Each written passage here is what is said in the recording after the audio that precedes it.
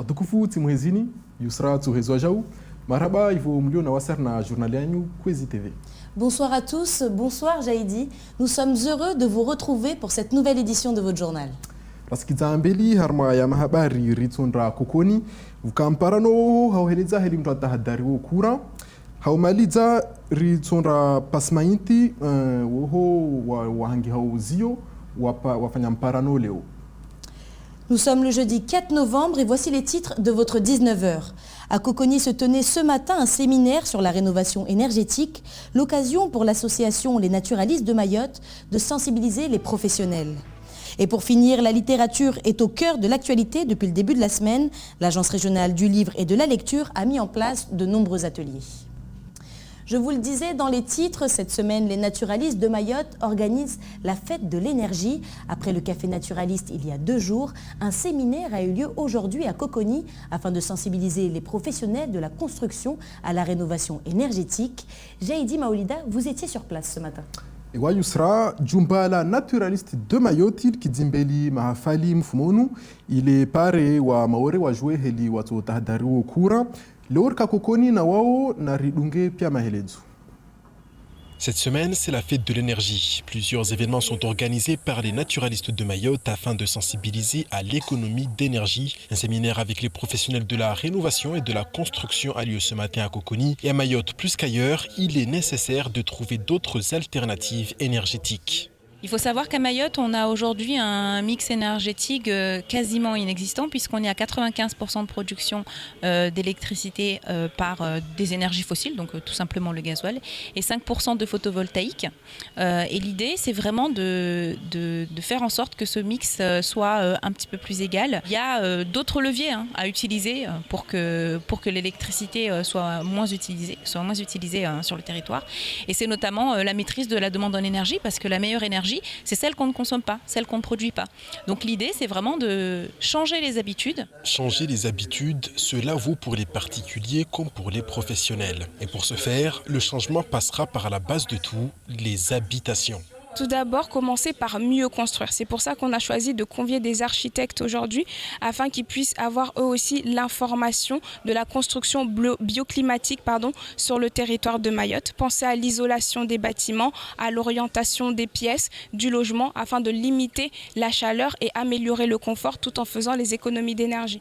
Des aides financières existent pour que les entreprises de construction puissent aider leurs clients à rénover leurs habitations. Les naturalistes de Mayotte proposent par ailleurs un accompagnement à cet effet. Prochain événement ce samedi au parc botanique de Coconi pour la journée de clôture de la fête de l'énergie. Toute la population y est conviée.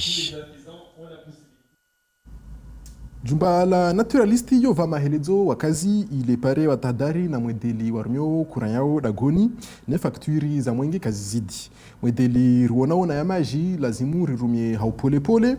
Rehelezo ho amba maurevan kaftoka tabu ya kura. Betungolio babu devolio amba kuranyo fanyilwa hauvuza gazi neini tungo imenyao ulanga. Mfumoti tena watu wahazi wa naturalisti watufanya dangazo Coconi wakaribisa pia wa maore wandre wo. Yusra, un mot de santé maintenant. Et oui, durant 2 jours, l'hôtel Sakouli a accueilli les journées périnatales de Mayotte, un rendez-vous annuel sous forme de moments d'échange et de formation pour les professionnels du secteur. Parmi les acteurs présents, on retrouve le Centre d'action médico-sociale précoce, la PMI, le CHM, des médecins généralistes ou encore des sages-femmes libérales. Objectif, améliorer la prise en charge des femmes enceintes et des enfants à Mayotte. Écoutons Soumès Abbas, le président de REPEMA. Dans le domaine de la périnatalité, notre domaine, il y a eu bien sûr beaucoup d'améliorations, mais il y a aussi beaucoup de défis, parce que gérer une maternité où il y a 9600 accouchements, l'année dernière c'était 9300 accouchements, c'est compliqué.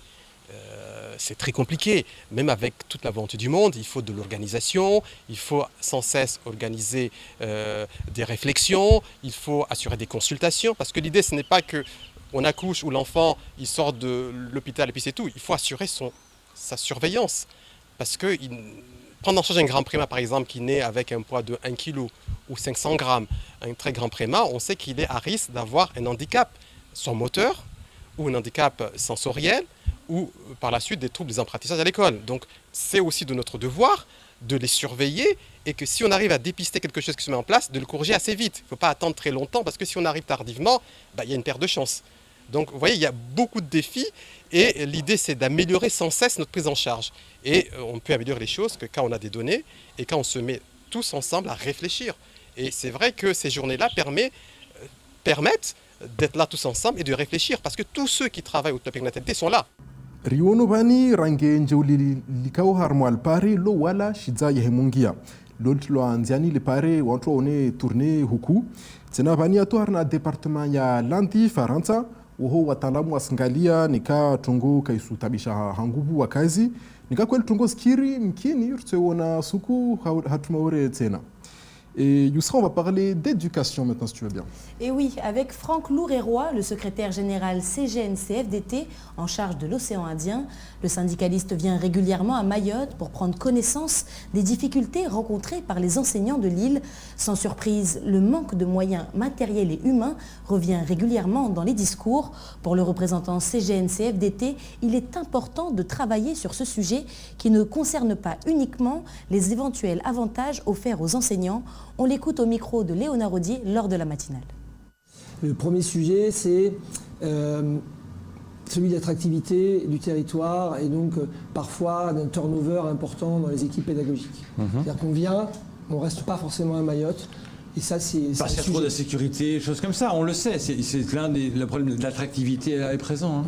Alors, il y a le problème de la sécurité, mais il y a aussi le problème de ce qu'on propose sur les territoires en termes, par exemple, culturels, en termes d'activités, y compris sportives, etc. Donc, parfois aussi par méconnaissance de ce qui existe.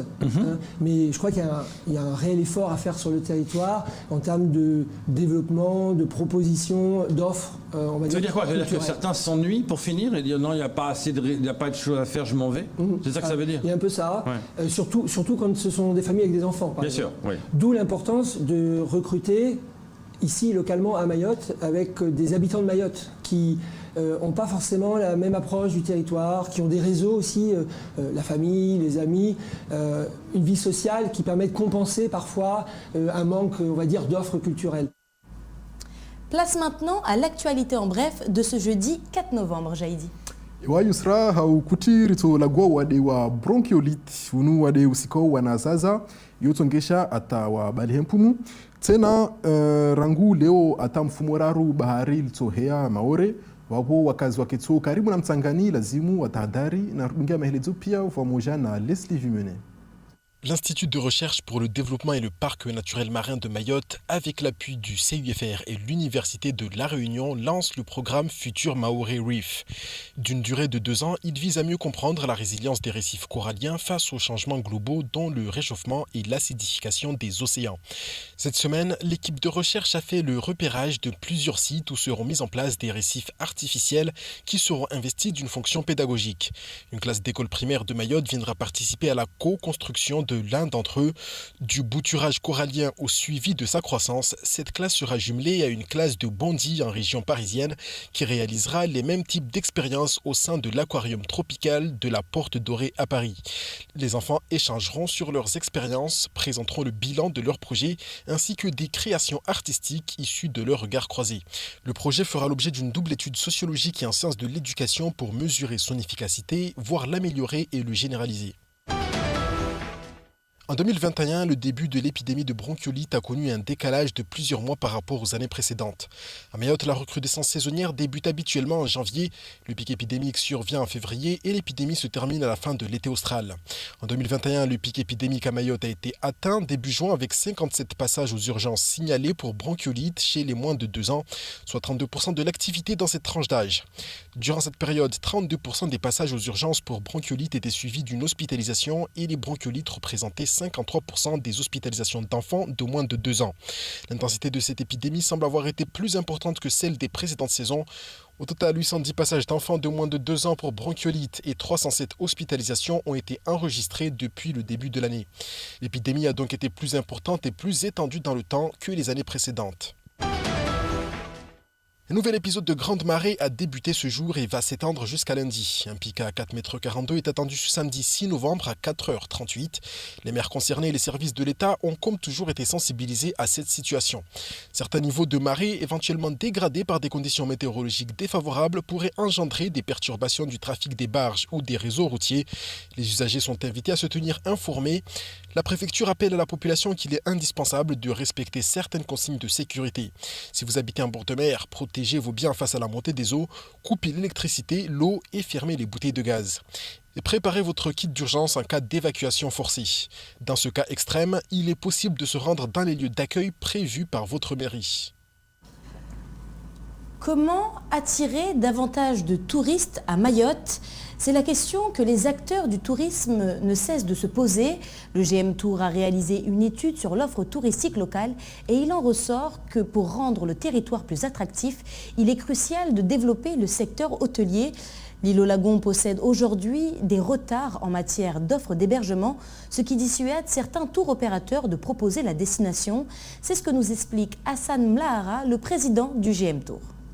Il y a pas mal de projections en cours, maintenant de la qualité, parce que si on n'a pas des hôtels d'une 60aine de chambres, au-delà, plus le complément sur le plan territorial, et je crois qu'on aura du mal à commercialiser Mayotte, parce que Mayotte sera commercialisé par des tours opérateurs, par des gens qui sont à l'extérieur.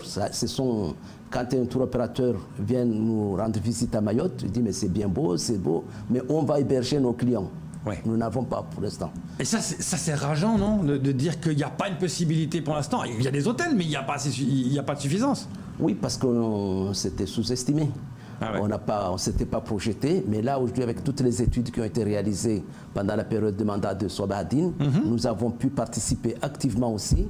On s'est mis devant les bureaux d'études, on imposait aussi qu'ils mettent en place tout ce programme. Sinon autrement là aujourd'hui on nous aurait dit bon, pour Mayotte, une centaine de chambres, ça suffira jusqu'à 2025. Mais si on écoutait, si on suivait tout ce qui se disait, on serait encore toujours à la case départ. Ouais. Depuis ce mardi, l'Agence régionale du livre et de la lecture organise des ateliers dans la médiathèque de Passamenti. Ils sont ouverts aux professionnels du secteur littéraire afin de discuter des différents enjeux auxquels ils sont confrontés aujourd'hui, notamment la problématique du manque de débouchés pour les auteurs mahorais a été évoquée. Ivan Rakotovao était sur place, j'ai dit. Iwa Yusra wa maore kawasisoma zio. Wataalamu hunu maore waparana Passamenti haufikiri helo atufanyao ta tongo zibuze. Ivan Rakotovao akanao asubuhi ya leo na rudugia mahelezo. Écrivain, maison d'édition ou encore agent littéraire, depuis mardi, le monde de la littérature du sud-ouest de l'océan Indien a rendez-vous dans la médiathèque de Passamenti. Réunis au sein d'ateliers thématiques, ils sont appelés à échanger autour du livre local qui mériterait d'être développé davantage. Ces ateliers ont pour enjeu de questionner un peu tous ces niveaux-là pour essayer de mesurer dans quelle mesure cette vie littéraire qui est intense pourrait peut-être être pensée vers telle ou telle direction. Mais donc il s'agit avant tout d'interroger les acteurs du livre localement et d'avoir leur regard et leur expérience sur ce milieu qu'ils connaissent très bien. Parmi les problématiques soulevées au cours des échanges, celui du manque de débouchés pour les auteurs mahorais, dû principalement à l'insularité du territoire. Nous sommes loin de là où ça se passe parce que tout se passe en métropole, à Paris, etc. Et vivant à Mayotte et vu le manque de lectorat maori, ça ne peut pas nous aider à intégrer les grandes maisons d'édition.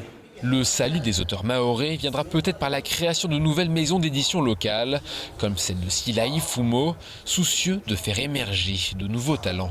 Je travaille avec toutes les personnes qui ont des idées, qui veulent les partager, au-delà de Mayotte bien sûr, mais je me positionne effectivement sur ce manque qu'on a localement pour faire découvrir en tout cas Mayotte à travers les écrivains qu'on a localement ou ceux qui aspirent à le devenir mais qui ne savent pas peut-être pas comment faire pour se faire connaître. Voilà, c'est là que je me positionne.